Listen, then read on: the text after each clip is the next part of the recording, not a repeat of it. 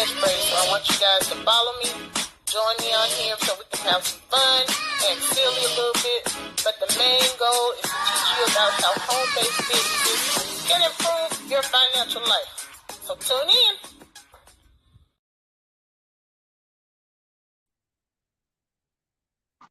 Hey, people. Well, I don't see any people yet. It's just me, but it's okay. I'm back. I'm proud of myself. I made it back for day number 2 on my little quest to try to be consistent on going live. So I'm back, but I'm sleepy, y'all. Uh, I only want to raise these glasses up and let y'all see the dark circles up under the eyes because I probably only slept. Now, I don't get a lot of sleep anyway. I've suffered from insomnia for years, since before I had my child. So it goes back to it goes back to like 2005, 2006 when I used to have a job where I traveled. The job was 100% travel. So I would leave home on Monday morning and I would have to drive to, at the time I was living in Columbia, South Carolina. But the areas that I had to drive to were North and South Carolina, Virginia, Tennessee, Georgia. I think that's it. Those were the states that I was responsible for as far as like going to do work. So yeah, I would leave on Monday, work to Friday. Well, I'm a germaphobe, and anybody who's a germaphobe can tell you they hate staying in hotels. If I thought I didn't like staying in hotels before I took the job, I really hated staying in them after because every hotel is not created equal.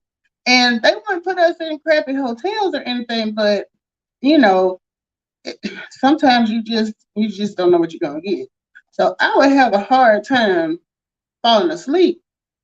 And so my doctor started, that was when I initially was started on Ambien.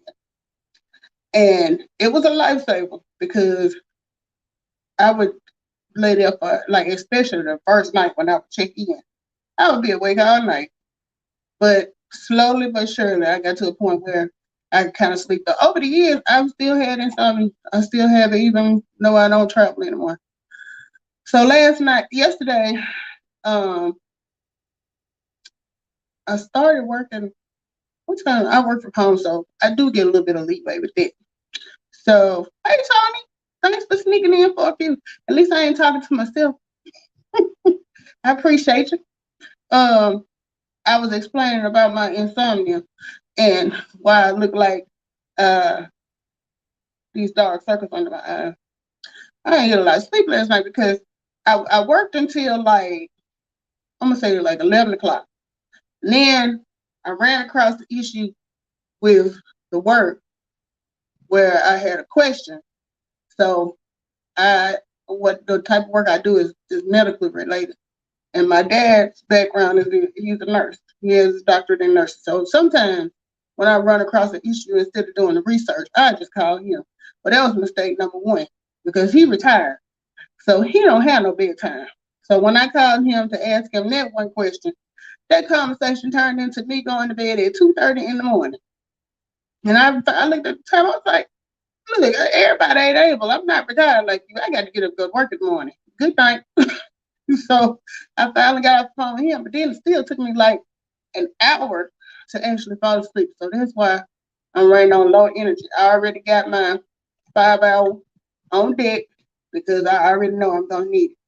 But one thing I did do yesterday, one of my new business ventures, and Tony, you can attest to this because me and Tony have gotten involved with CTFO, and we found out about that business through Geo, Boss Life Online, and Pandy's Hair Candy and more. So we recently started our business with them.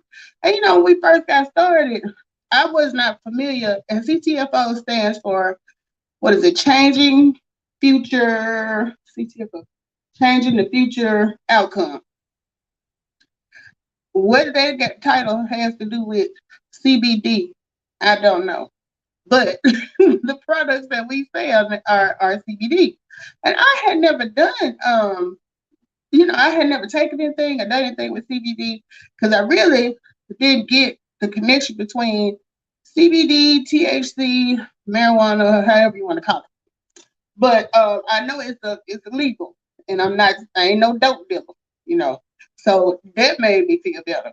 But I had to kind of familiarize myself with the product. So the first product I ordered is this. It's called, and I ordered this based on a recommendation from Pandy because I asked her what products she had tried.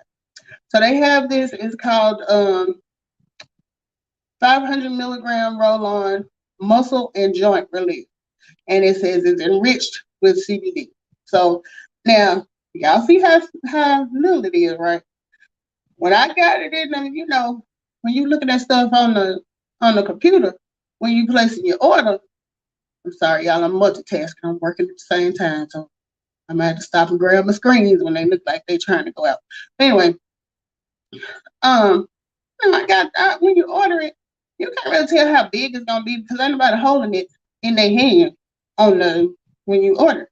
So I got stuff in the mail, went to the mailbox, and I'm looking at the envelope, and I'm like, okay, it's kind of, the envelope kind of small, but okay. So, and they put all that bubble paper and stuff in there. So I got to going through the envelope, and this popped out, and I was like, this felt big as a tube of lipstick. What is this gonna do? So the practical in me was like, well, what I didn't order, and I was thinking, I'm gonna have to talk to Pam. But I will say this: I made a video last night. I hadn't put it quite together yet. This stuff works. It works. I don't know what the CBD and the CBD because as y'all can see, I'm not a thin woman. So I have a little extra weight on me. And anytime you got extra weight on you, you got extra weight on your joints and everything. So I have issues from time to time with, especially when I'm working out. My knees sometimes give me an issue. And for some reason, my heels, like, it's weird. My heels will give me issues. And back problems my lower back. I have issues with that sometimes. So I'm like, okay, I'm gonna try this. So I rubbed it on my heels, I rubbed it on my knees, and I had my daughter to rub it on my lower back. I'm not kidding y'all. The next day, well, actually, yeah, because usually when you wake up in the morning, and I'm getting close to 50 right now. So when I get up in the morning, it ain't like when I was in my younger day, and I could just pop up out the bed and keep it moving. I ain't that spring chicken age no more. So when I got to sit up in the bed, then I got to, hey, bitch, thinker. I'm thanks for joining the conversation. I ain't talking about nothing in particular, but just shooting the breeze. So come on in, join the conversation. I'm telling them about this CBD. Hey, the hood table. Good to see you too. I appreciate you.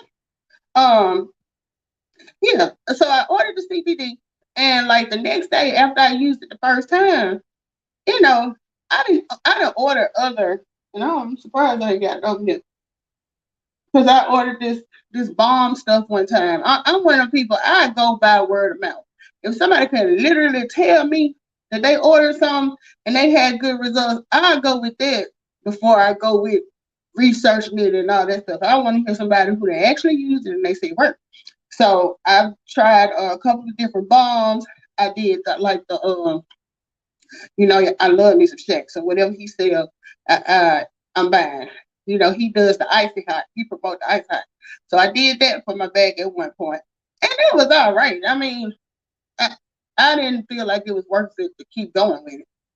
And a couple of other things I tried for pain. But like I said, this is my first time doing any product with CBD in it, and I was surprised. I immediately felt the difference. Now, this say 500 milligrams. I don't know if that's considered a little or a lot, but it's worked out good. Tom said, I got good feedback from the product. Yeah.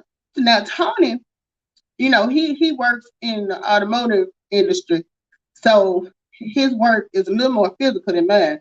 This about physical. If I get sitting in this chair running my mouth, but Tony actually does physical work. So he took his to work and started, sharing the products, and he said he got a lot of good feedback. I think he even got him a sale. So he might be right here. He might be the next CTFO king up there passing out the CBD product. So technically, we ain't no dope dealers, but we give you some good stuff. So y'all, and I ain't gonna lie, the price for this little bitty thing was like $47. But I will say this, it worked. Now my concern now is I don't know how quickly I'm gonna go through this container. So that's my next thing. It is a roll-on. It's just like a roll-on deodorant or something like that. You just, you know, do it like that. And so I don't know how soon I'm gonna go through this thing, but I would recommend give it a try. If you got any type of chronic pain, like muscle pain and stuff like that, or my pain is usually from um all this heaviness on my joints or when I work out. So give it a try. CTFO. And one thing about it, I went ahead, I ordered it, but like I said, I'm also taking it on as a new business venture because one of the good parts about it is if you sign up to, sell it or whatever, you get a discount. So of course I'm my own customer, so that's a discount for me. But give it a try. Don't sleep on it. It's working pretty good. And the next thing I ordered, which I haven't got it yet, they got this new thing coming out called Xantho Mist, and it's supposed to be like a product of the mangosteen plant. I'm not gonna sit here and lie to y'all like I know what mangosteen is. I had never heard of it before hearing the promotion about this new product, but I ordered it because I'm gonna try it because it's supposed to be a product that's real good for your heart, heart issues and stuff like that. And I have always had high blood pressure. That was hereditary. I found it out when I was 18. You know, just like the average young lady, when you get to be 18 and you being fast, you want to go try and do something as far as like birth control, whatever. Well, I found out quick. No, you cannot take those pills because my blood pressure shot up, and I was just like, what is going on? So that's when I found out that hypertension is an issue for me, and I can't do like a lot of different products that affects you that way. But this is like, I'm like smoking from the earth. This is a mangosteen fruit product, so it's all natural. And I'm gonna give it a try. It's a mouth spray, and I and my dad both suffer with congestive heart failure. So I'm hoping that this is gonna be a page turner for me, because if it is, you don't want to take all them pills and stuff every day. I have to take hypertension medicine. I have to take medicine like a diuretic and everything, because congestive heart failure is a beast. The biggest issue with it is you have a lot of edema or swelling, which makes it even harder for you to exercise. So I ain't even gonna get on that soapbox, because I'm hoping this mangosteen fruit finna change that all around. I'm gonna be around here exercising and working out like I'm a young woman. And we're gonna see how that goes. But I'm gonna keep y'all posted. I think what I'm gonna do, I said I was gonna start like a vlog, like, because here's the thing. I'll be 49. I'll be 49 in April. So that means I have a year before I hit the big 50. Tony hit it last year. My bestie hit it about a week ago. So I'm like, okay, everybody that didn't hit 50 that I know, they came through like a champ. They looking like, Tony was still all buffed. He work out, he ain't looking like 50-year-old Grady on Fred Sanford. He looking nice. My girlfriends just turned 50. They around here looking like they in their 30s. I'm like, y'all not finna make me look bad. So I'm finna get on track and try to get myself prepared to hit the big 50. I want folks to be around here telling me, girl, I would have never guessed you was 50 years old. And I'm gonna tell you ahead of time, even if you don't think it, just tell me that anyway. But I plan to be like them because I was looking at their pictures and stuff. I said, shoot, I might have to postpone turning 50 until I'm right. You know, it's just right now. It's supposed to be in 2024, but at this point, it's to be determined based on the results of this year. So I'm thinking about blogging my progress as far as like how the how it's going with the xanthomist and how my exercise is going and all that type of stuff. Because you know, I didn't accept the fact that I'm never going to be thin, and which I don't want to be thin. I think thick ain't nothing wrong with a thick chick. But my thing, and me and my girlfriends laugh about this all the time. I ain't so much. I don't be worried about being fat. I don't want to be bad body. And you know, as you get older and gravity kick in, you know, that Coca-Cola bottle start looking like a 2 liter. Like the Coca-Cola don't be curving like it used to. So that's my biggest concern. I want to make sure, you know, I don't go over to the bad body category. But yeah, so that's what I'm working on for that. I should finish up my CTFO video for the pain thing today and put it out.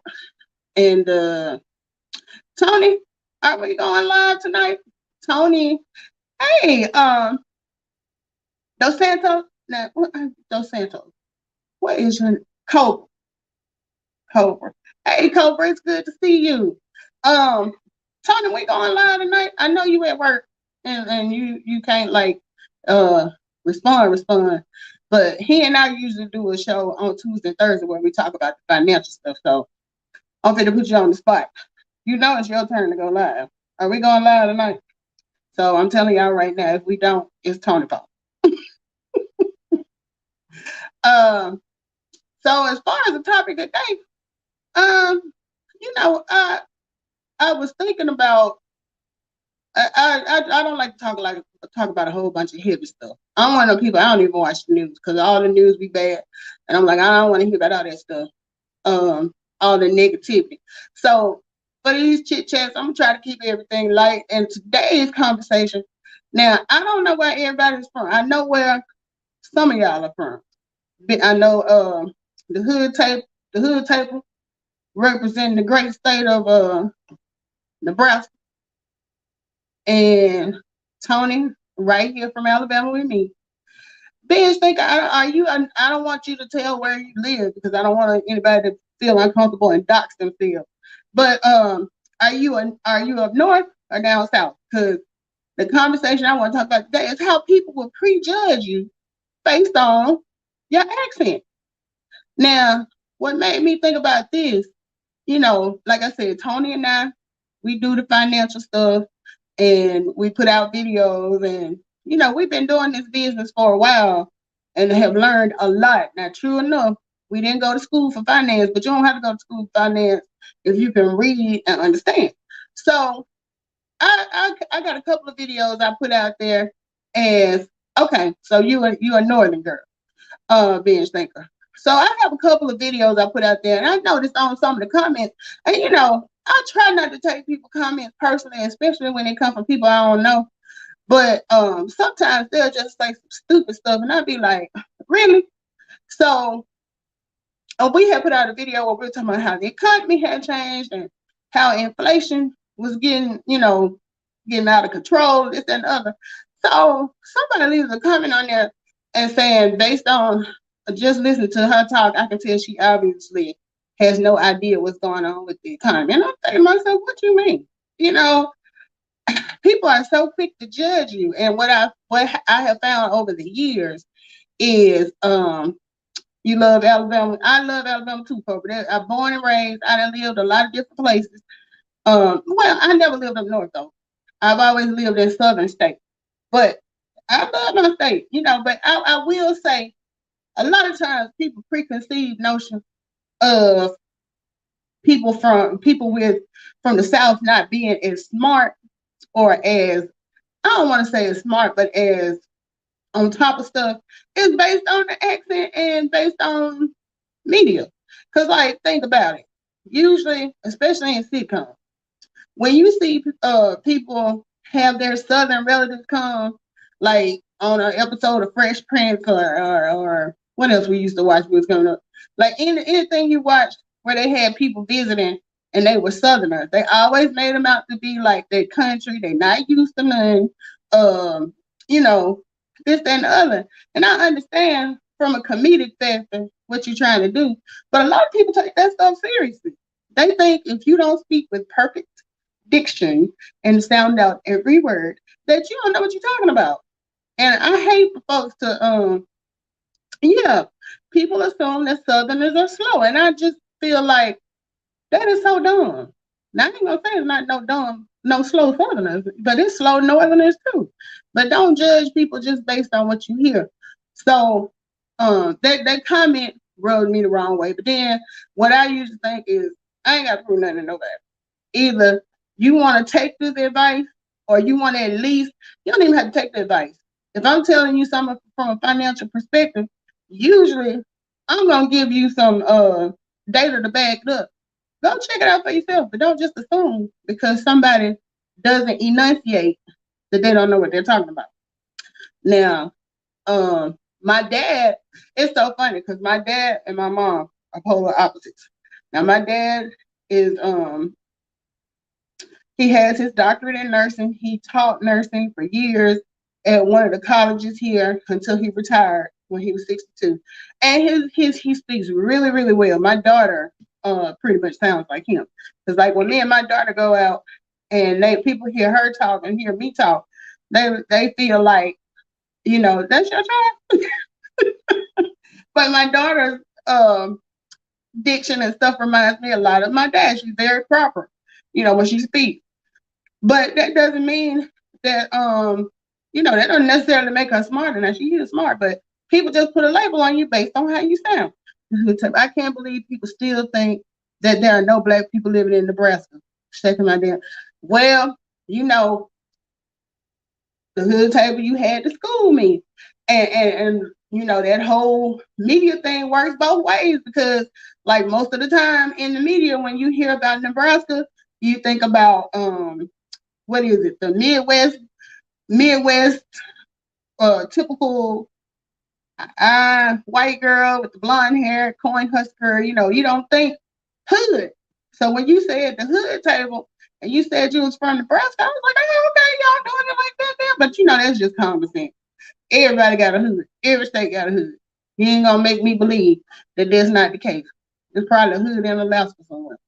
But you were my first exposure to what life in Omaha.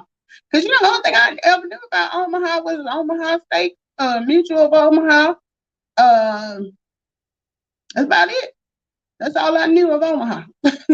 So, but yeah, people will assume if you don't speak properly, that you don't know what you're talking about. And like I said, my mom and dad are polar opposite because my dad speaks very well. My mom, my mom is country. Ain't never wrong being country. I'm country too because I'm a product of her. But my mom is the type, and I don't see any of my girlfriends on here today. But my mom is the type. If you're not used to people from the South or people from the country, you may need a translator when you're talking to my mom. And I forget that because now my mama's name is Queen. And I always say to people, you have to speak Queenese. I speak Queenese. I know what she's saying. And people would look at me like they don't know how to answer her question. But that's just my mom. And that don't make her less smart. She just, she country. Let me see. Yeah, people act like Nebraska is one big city instead of a state with many cities. Yeah. Yeah. And like just like me, a lot of folks, other than what we've seen on TV, we don't know anything about it. It's just like what's another state? Like I would have no idea what to expect from somebody from like Delaware. You don't hear a lot about Delaware in the media, so I don't even have a stereotype to put on them. So with some places, I'm just like, I don't know what to expect. But when I moved around, I lived in like I said, I always lived in the South. I lived here in Alabama. I lived in Georgia for a hot minute. I only stayed in Atlanta for like a year because I couldn't deal with the traffic. I'm sorry, it was too much for me. So I stayed there. I lived in North Carolina, out on the coast in the Wilmington area for about a year. I ain't care for that either. Cause Wilmington, it was no bad place, but it was like, in my opinion, Wilmington, North Carolina is like one of those college towns because they have UNCW there, University of North Carolina, Wilmington. And they have I think that's the only school there. But it's like a pretty good sized school. So a lot of people, a lot of the kids have migrated there to go to school. So for them, I guess if you're in that age bracket, it's pretty cool because it's considered a college town. And then the other people that were basically there were people who are retired. You know how people retire and they want to go live near the beach, this, that, and the other. So you had that group. Well, when I was living there, I was like early 30s. I think I may have just turned 30. So if you like two, I felt like I'm not trying to party with the college kids, but at the same time, I'm not showing up at Dennis for the early bird special either. So that middle crowd from 30 to 50 that still like to get out and do stuff, there wasn't a whole lot going on. Cause I stayed there for a whole year, and I was just like waiting on when it was gonna kind of get that, it didn't. It stayed the same. So when my lease was up, cause me and one of my other girlfriends lived there. I moved there actually because she told me about a job opportunity there, and I moved there for the job. But after that year was up, me and her both dipped. She moved to Atlanta, and I moved to Columbia, South Carolina. Now Columbia I like better because it was more. To me, it was better for somebody in my age group, whatever. So I lived out there, and then of course I lived in South Florida.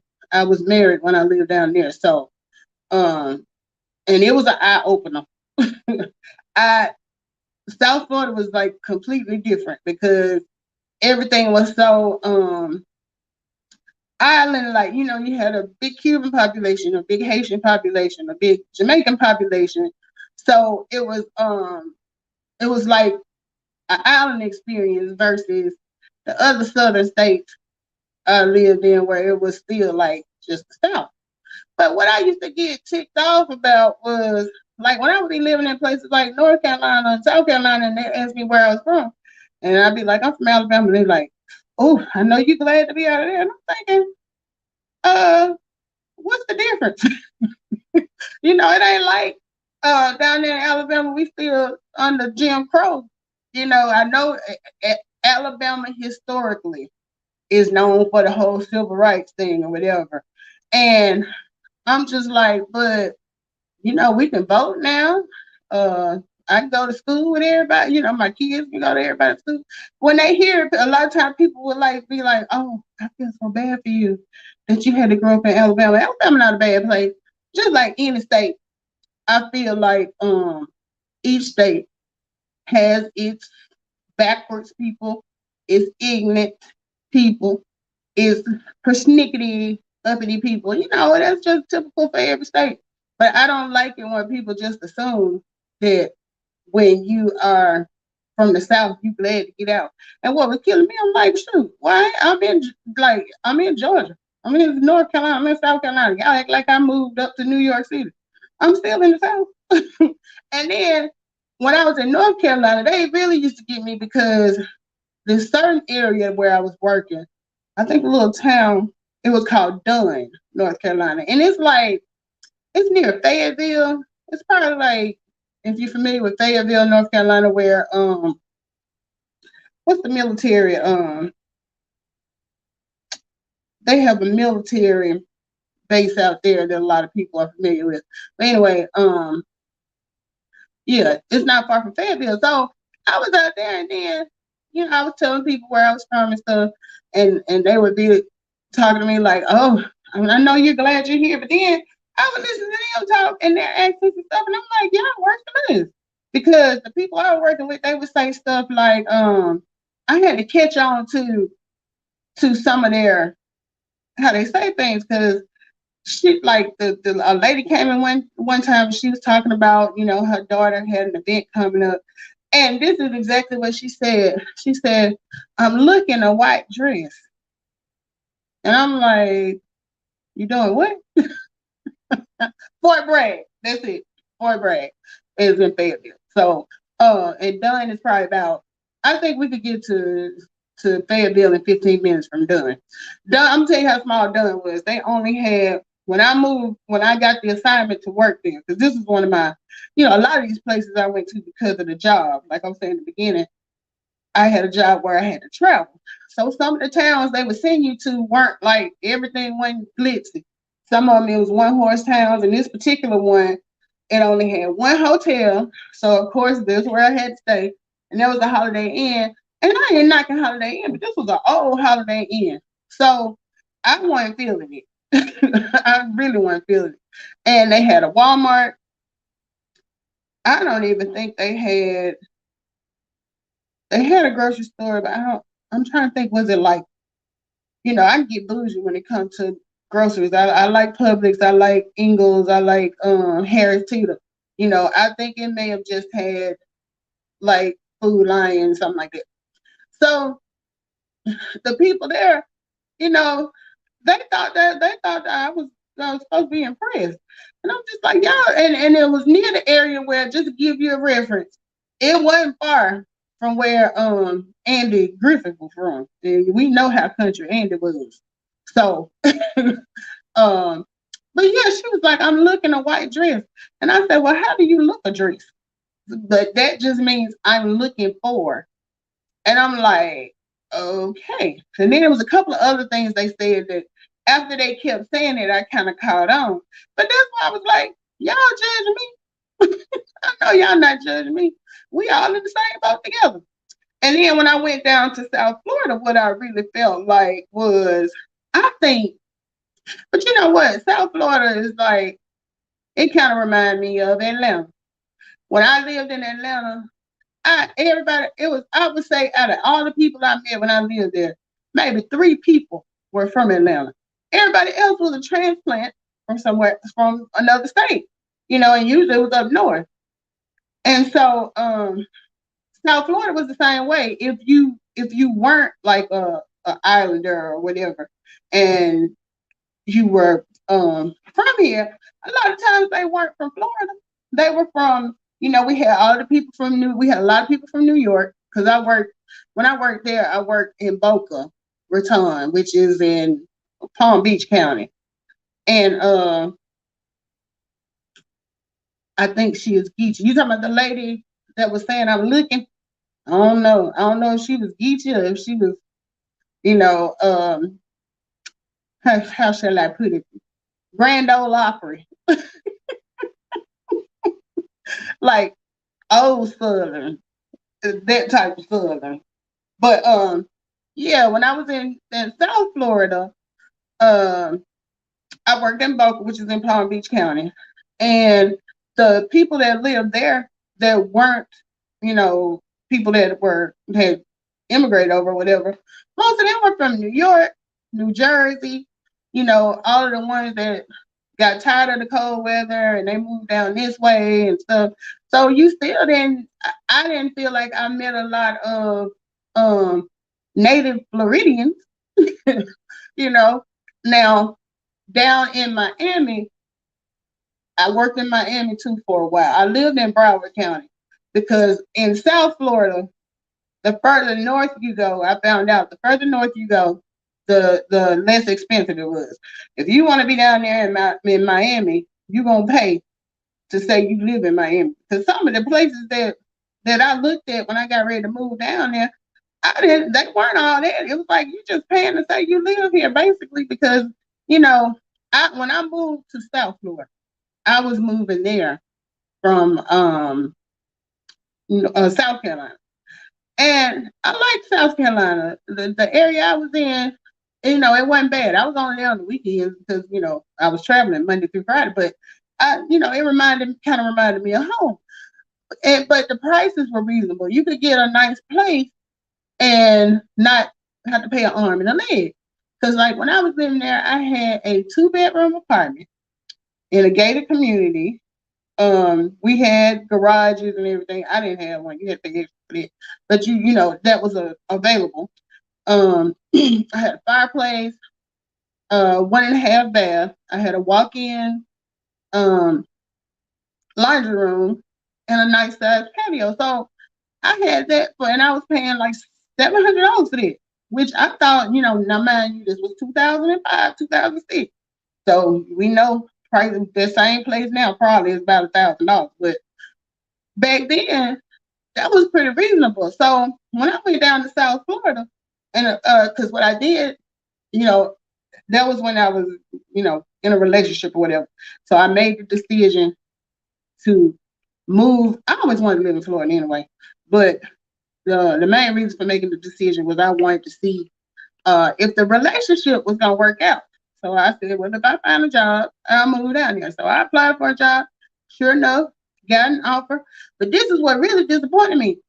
When I went down there to visit, everything in Miami was so nice and it was expensive and this and the other. So I'm like, these jobs must be really paying for these people to be able to live like this. They weren't. Cost of living and salaries down there was nowhere near comparable because I'm like, I took a pay cut to move down there, and then like I told y'all what all I had as far as an apartment in South Carolina. So when I started looking at apartments down there, I'm hoping to still be in that range. I wanted like a 2-bedroom so I could have an office, that type of stuff. And then when I started looking around, and then in the apartments, this is the thing, they weren't glitz and glamour, but they were expensive. So like the place that I ended up getting was not even as nice as what I had in South Carolina for $700 a month. It was $1,000 for a 1-bedroom, 1 bathroom, and like I said, it was nothing fancy. But it's one of them things where I think down there they just charge you to say you live in South Florida. So I started off looking in Miami. I was like, can't afford down here. Let me take it on up a notch. So I drove on up north a little more, ended up in Broward County. And Broward was more reasonable. Now, to go from like I lived in North Lauderdale, Fort Lauderdale area. So and Fort Lauderdale to Miami is 20-minute drive. If you take the turn, I always took the turnpike, which the traffic was not as bad as 95. You get on the turnpike, but of course you gotta pay the toll to ride on turnpike. But it was worth it for me. I'm one of them people I pay for convenience if I can afford it, because thinking about having to fight that traffic on 95 versus getting on the turnpike, you know.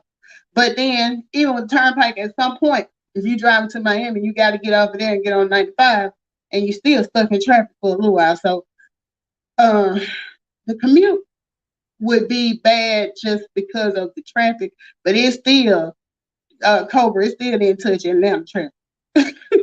Atlanta traffic was terrible. I just was like, everywhere I done been, I don't care. Atlanta traffic is still the worst.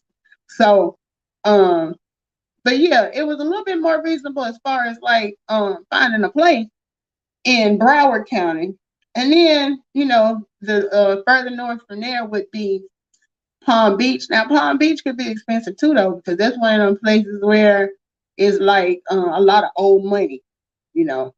So it didn't, like, you would see people that you didn't realize you might be standing next to somebody that had millions of dollars because they was just, they weren't like flashy. But then this would be the same person when I get to work. They was, when I'm at work and we got a donation, because I worked for a hospice. I was a manager at a hospice there. So a lot of people who had relatives that passed away would come back and donate. So we would get like $1 million donations, and like somebody donated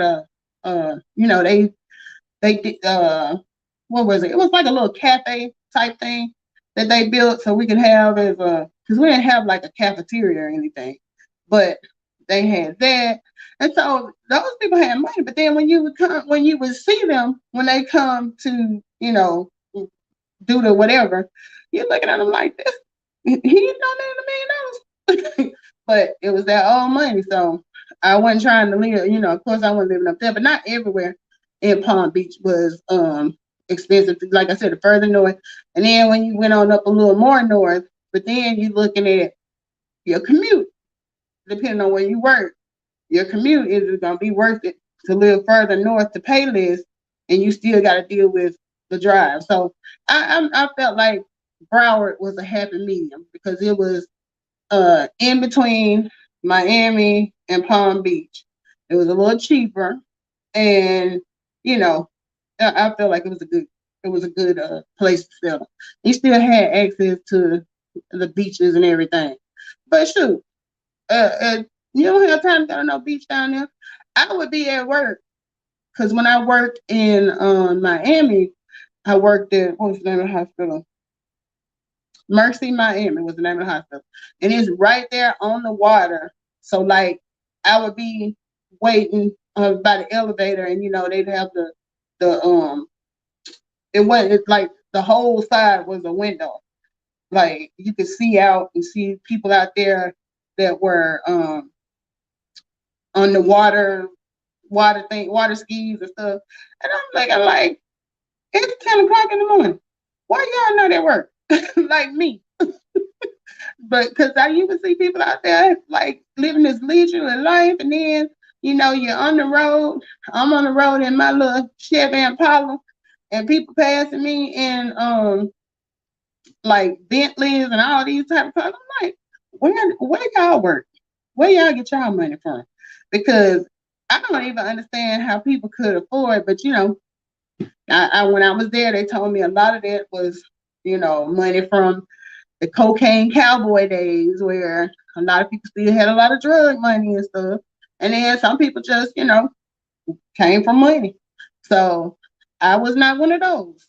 I was one of those that was looking at the folks that was enjoying living in South Florida. I was not out there with them. I was watching them from work. But it was an interesting experience. And what I had to get used to also, especially when I worked at the hospital in Miami, a large, pretty much practically almost everybody, it was the physicians and stuff were mostly Cuban. So they are very affectionate people. And like what I'm used to is in with working in hospitals and stuff is we have very strict policies about sexual harassment and stuff like that. So when I'm standing there and I'm seeing people greeting each other with kisses and stuff and hugging on each other, yeah, I wasn't used to that. But that's the environment that they have there.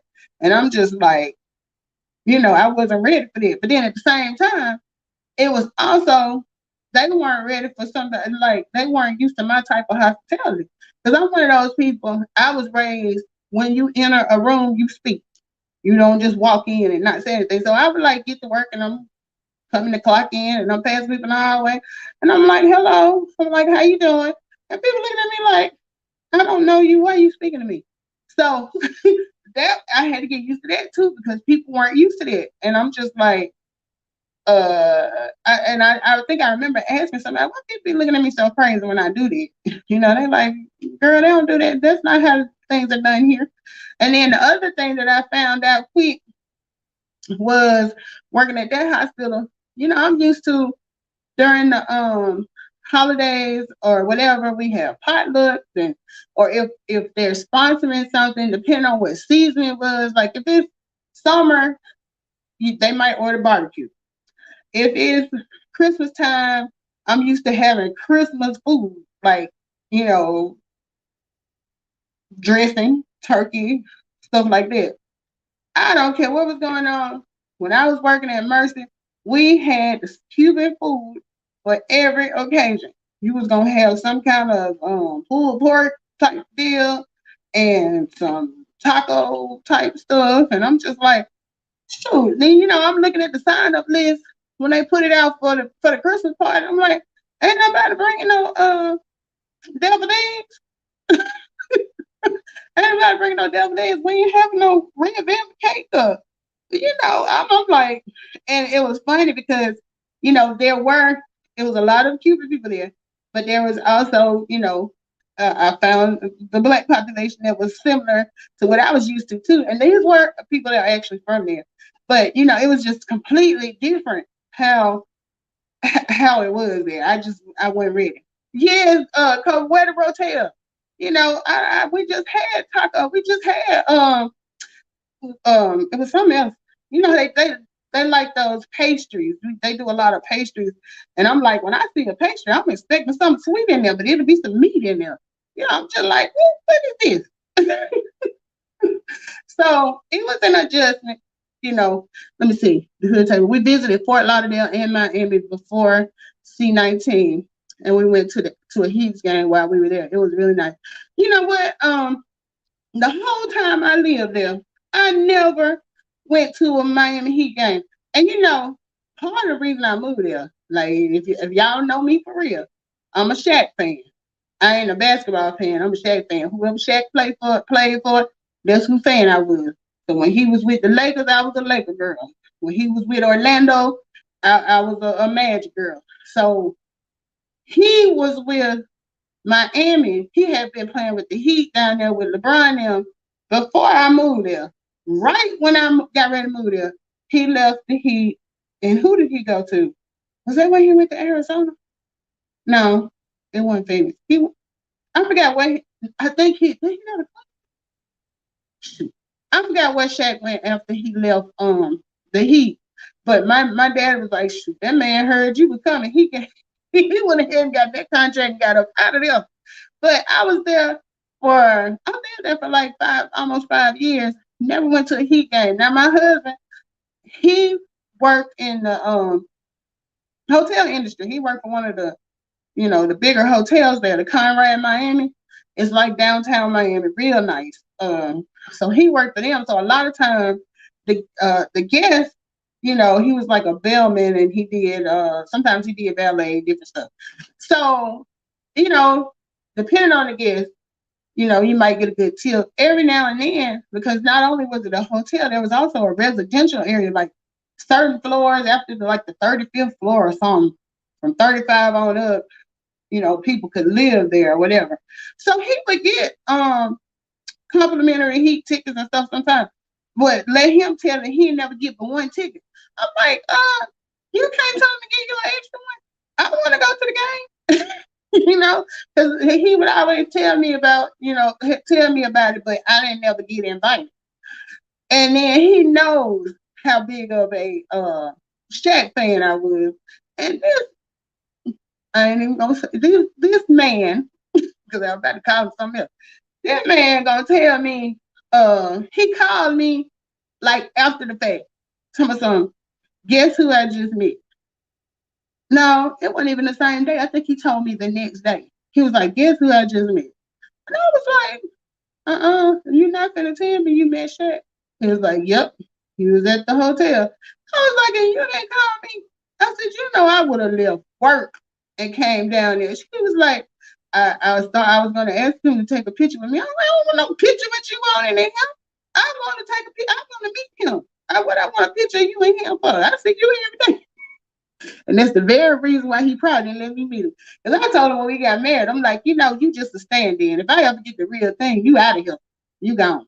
So I probably did I probably shot my own self in the foot with that. But I was so mad at him. I'm like, you actually met him and you didn't let me know. So anyway, he went to some of the Heat games and stuff. I ain't never get them. Let me see. Benji, I moved there in '98, and I wasn't used to greetings from strangers. Okay, so Benji, thinking you moved to Atlanta. Was it Georgia? Yeah. She said I wasn't used to the hospitality in Georgia. Well, yeah, because in the South, we just kind of do things different. Like, at least where I'm from. Now it's different too when you country. Like, I'm from the country. For us, what's considered city is more like Birmingham. So people in Birmingham area may not be as openly hospitable as people from like where I'm from because we like old school country, whatever. So, but yeah, we hospitable people. We walk in the room, we gonna speak, or we gonna ask you how you doing, or you know, please and thank you, and that type of thing. Because people still look at me crazy because when I go through a drive-through or something like that, or if I'm paying at the register, you know, people be like, "How you doing?" I'm like, "Good. How you doing today?" They don't be expecting you to ask them back, but that's just how I was raised. Let me see. The hood type said, "Oh yeah, he snuck off with a homie with them. A homie might have snuck off with a dumb woman with them tickets, but yeah, he ain't take me. I know that much. I ain't been out inside. I ain't gonna say I ain't been inside of the what is the airlines arena, but I didn't go in there for no basketball game. So yeah, he's still on my hit list for that because he didn't see him like he done seen Shaq like 2 or 3 times, and he loved to rub it in my face that I ain't met him yet. But anyway, yeah, that bring up sore feelings for me. Uh, so he knew you love Shaq more than him. Yeah, I've been loving Shaq. Oh God, I've been in love with Shaq since I'm gonna say 91, 92. It's just something about that man. I love me some Shaq. I still got my I keep this. I hate this thing because I can't never tell which direction. I keep this right here with me all the time. My little shaker. I love me some shaker. But anyway, yeah. If anybody out here under the sound of my listening voice can help me meet Shaq, I would be greatly indebted to you. Please and thank you. Let's see. Ben Stinker said we're suspicious of each other here upstate. Yeah, I see that. I mean, I guess I get it, you know, because it just depends on your environment and you have to be suspicious sometimes.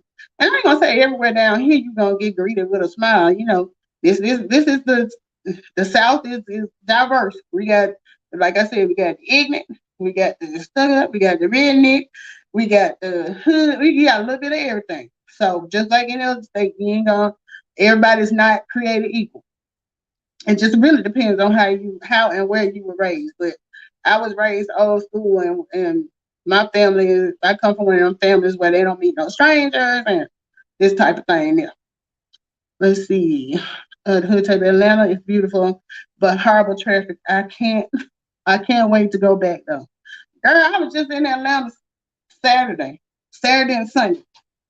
I I just can't deal with the whole and then the other thing is like if you going somewhere and you might look it up and they say it's like 12, 15 miles away. You still they're gonna take you over an hour to get there. So nothing is around the corner. Nothing is right up the road. That frustrates me too, because it'd be like if we plan to go out somewhere and we want to be there by 7, they're like, well, we need to leave out about 4 or 5. I'm like, why are we leaving so early? You know, but that was just a thing. Everything is a drive. Nothing is close. Nothing is quick to me, unless like my friends that live there, they're not actually in the city of Atlanta. They're more outside because my one friend is in Clayton County, the other one's in Henry County. So it's not like within the city limits. But then if you go into some downtown, you still got to deal with all that traffic and parking sometimes is a factor. It gets to the point where I be like, shoot, this sounds like it's too much trouble to even try to go. But one thing about it, when I do get there, once I get where I'm going, I don't never have to drive. I can always hop on the passenger side because I'm like, when I lived there, I lived in Gwinnett County in Norcross, and I worked at Northside Hospital. And from where we lived to Northside Hospital, I want to say was about 12 miles. You couldn't get to work in under an hour, and you definitely wasn't getting home in under an hour because the one thing you can factor in going, everybody might leave from home going to work at different times, so it's not like everybody's going at the same time. But when everybody get off, they all getting off at the same time, so it's horrible. And then Cobra, like you were saying, I did the interstate for a while, and then that was a miss. I said, well, let me try the side street or the back road. that still, I wasn't the only one who had that idea. So that still was like a lot of, you know, a headache, because like you sitting at a traffic light and the light might change 3 times before you even get up there to make your turn. So that was frustrating. Then I looked into, a lot of people would take the model, take the train, but I was going from where we were living. I would have to drive to the train station, which was just as bad as driving to work. So it wasn't to my advantage to do it that way either. And I just was like, and then Lord, don't let me wake up and it's raining outside. Shoot, you can hang that up. Traffic is gonna be horrible. And you know who else was horrible with rain? And I never could get it. When I lived in Florida, when it rained, people act like they forgot how to drive. I'm like, y'all are surrounded by water on 3 sides. A couple of drops of water fall out the sky and y'all lose your mind. Like, it was awful trying to drive in the rain. And for I mean, you either got this one person that's driving like a bat out of hell, like it's not raining, or you got this other person that's driving 2 miles an hour and they in the fast lane. And all of these working together is driving you crazy. And it's taking you forever to get to your exit. So yeah, me and traffic don't work. But I still say I deal with anybody's traffic before I deal with Atlanta. That was horrible. Bench nigga said Shaq seems to have a very grounded soul. I think so. I just feel like, I always say I would be so disappointed if I was to meet him and he was an asshole. I don't think he is. But that would really that would break my heart if he wasn't what he, because he seems like he genuinely has a good spirit. Like he's silly like I am. uh he liked to make people laugh. He's very generous. A lot of the things he's done financially, and he just saying like real down to earth, good people. So like I said, please and thank you. If y'all can hook that up, make that happen for me. I done enter all kind of contests. Uh, the most recent one I did, and I got the video on here somewhere.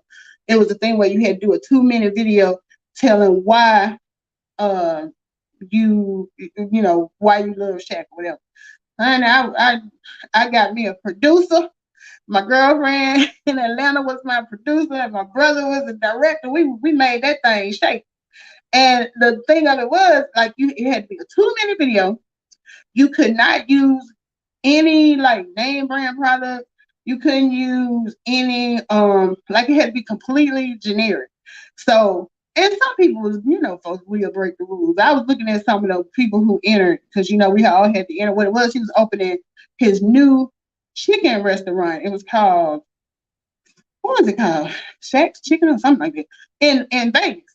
And for him doing that in Vegas, he was doing that contest where whoever had the best videos would get a free trip to Vegas and they would get to meet him. Y'all know I was all over that. I was on top of that. And I still feel like I got cheated. Because the videos, they picked what it was. They had a group of like people judging the first to select. They had to narrow it down to 3. So like all the videos came in and this group of people reviewed it. Based on their decision, the top 3 video, no, that's not how it went. They chose 10. And based on their decision, Shaq looked at those 10 and he chose the top 3. They didn't even put me in the 10. And I was hot because I followed all the rules. I followed the guidelines. I'm like, I didn't go over 2 minutes. Some of them other folks, they just threw some stuff together. And I was hyped about it. But if y'all get a chance, it's called go look at my old videos. And I forget, I think it's called Wild Love Shack or something like that. But it's a 2-minute video. And it was funny. I think I got cheated. I really believe I got cheated. But all right, y'all, I done made it to the 1 hour mark again today. I'm proud of myself. Like I said, my goal is to do an hour every day this week. I ain't talking, it's just conversation, whatever conversation come up. That's what we're gonna talk about. I appreciate y'all coming in and checking me out and interacting with me in the chat. So I ain't have to sit here and talk to myself. Thank you, Ben Stinker. Thank you, the Hood Table. Thank you, Cobra. Tony, I know you couldn't stay, but thank you for popping your head in. Let me know whether we going live this evening. And yeah, thank y'all for coming through. I'm gonna try to come back tomorrow. Now, don't forget, check out this CTFO. I'm gonna put the link down there, and I will be doing the video today. But this stuff works. I don't know if y'all how familiar y'all are with CBD products, but hey, Tanisha, yeah, girl, see that's the Tanisha Ingram down there. She was my producer. She produced the video. We did it at her house. She know I was cheating. I should have won that Shaq thing. And I'm gonna post it. I might post the link and down here so y'all can check it out. But I should have won. But anyway, yeah, y'all check out this CBD. I know the bottle is small, and you'll be looking at it crazy like I was, but the stuff works. If you have joint pain and stuff like that, I can vouch for it. I can vouch for this. But anyway, thank y'all for joining me. I will be back tomorrow, and we can talk again. Bye, y'all.